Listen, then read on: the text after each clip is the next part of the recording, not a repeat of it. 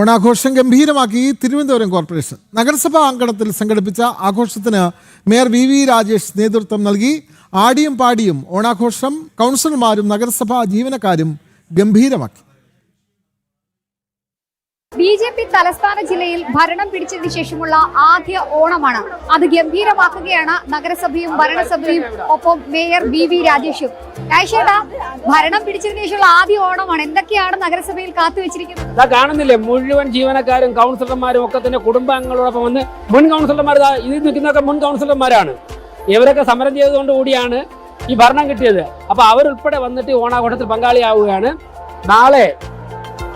നാളെ മുഴുവൻ പേർക്കും, മുഴുവൻ ജീവനക്കാർക്ക് ഓണക്കോടി ഓണക്കിറ്റും കൊടുക്കുകയാണ് കോർപ്പറേഷന്റെ ചരിത്രത്തിൽ ആദ്യമായിട്ട്.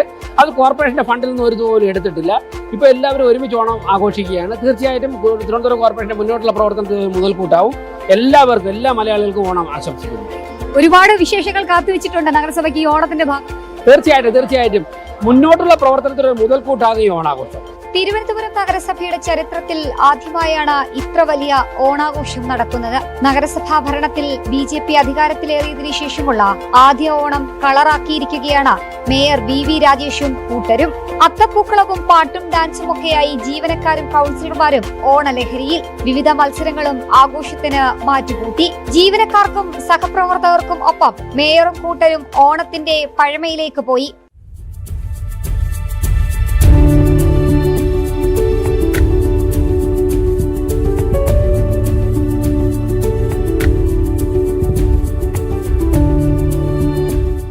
ഒത്തൊരുമയുടെ ഓണം തലസ്ഥാനത്ത് രാഷ്ട്രീയ ഭേദമന്യേ ജനപ്രതിനിധികൾ ആഘോഷിച്ചു. വളരെ മനോഹരമായിട്ടുള്ള പൂക്കളം ഇട്ടിട്ടുണ്ട്. ഓണം നല്ല അടിച്ചു പൊളിച്ച് ആഘോഷിക്കുന്നുണ്ട്. ഇപ്രാവശ്യം കോർപ്പറേഷൻ തിരുവനന്തപുരം നഗരസഭ ഒന്നടങ്കം മനോഹരമായിട്ട് ഓണം ആഘോഷിക്കുകയാണ്.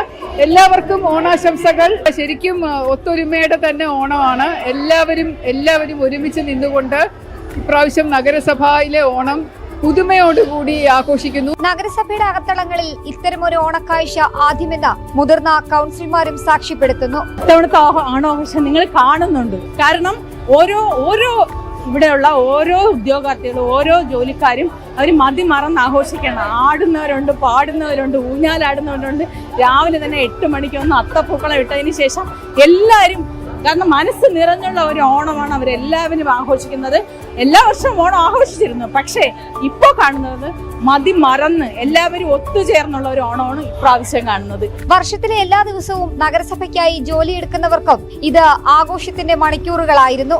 ജനപ്രതിനിധികൾക്കും നഗരസഭയിലെ ജീവനക്കാർക്കും നഗരസഭയിൽ വിവിധ ആവശ്യങ്ങൾക്ക് എത്തിയവർക്കും ഓണസദ്യയും തയ്യാറാക്കിയിരുന്നു. ഈ വർഷത്തെ ഓണത്തിന് മേയർ കെയർ പദ്ധതിയുടെ ഭാഗമായി തലസ്ഥാനത്തുള്ളവർക്ക് ഓണം സർപ്രൈസും മേയറുടെ വകയായുണ്ട്.